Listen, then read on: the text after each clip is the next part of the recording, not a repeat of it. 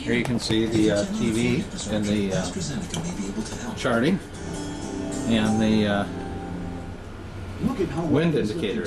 You notice that we have only 7.7 knots of wind from the bow. Damaged floors and trucks beat upstairs.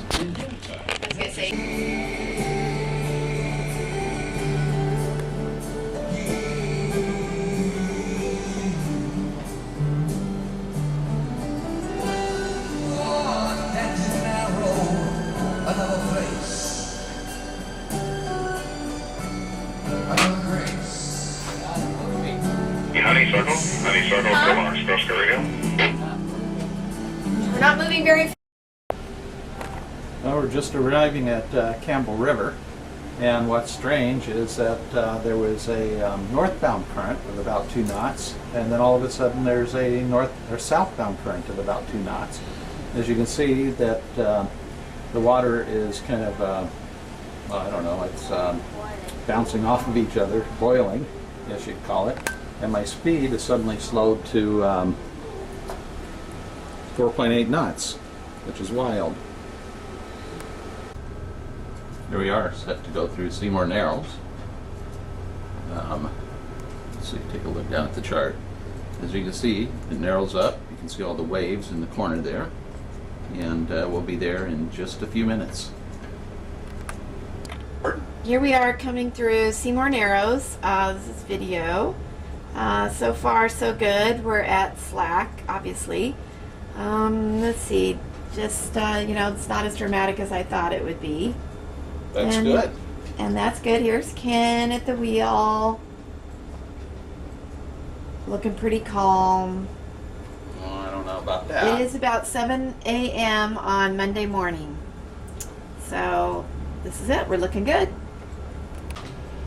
Okay, here we are leaving Dod Narrows. Berta, tell them about when we were spun completely around and narrowly avoided the rock. Berta? We did it. We didn't. We went through perfectly. Perfectly. Yes. Down the middle. Down the middle. Okay. We're in Johnstone Strait. Only 9 knots of wind. Not too shabby. Running great. Over there you see Abyssinia.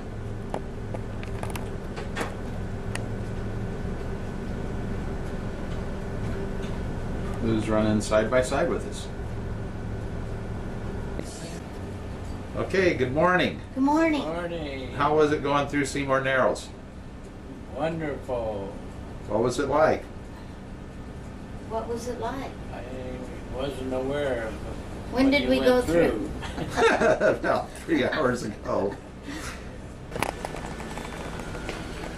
Simon is controlled by this little control here, which is a trackball. Now what's cool about it is that trackball will blink bright yellow if there's something it thinks I should be looking at, and then I'll have to acknowledge the alarm. Or it'll go red if it definitely senses a problem somewhere.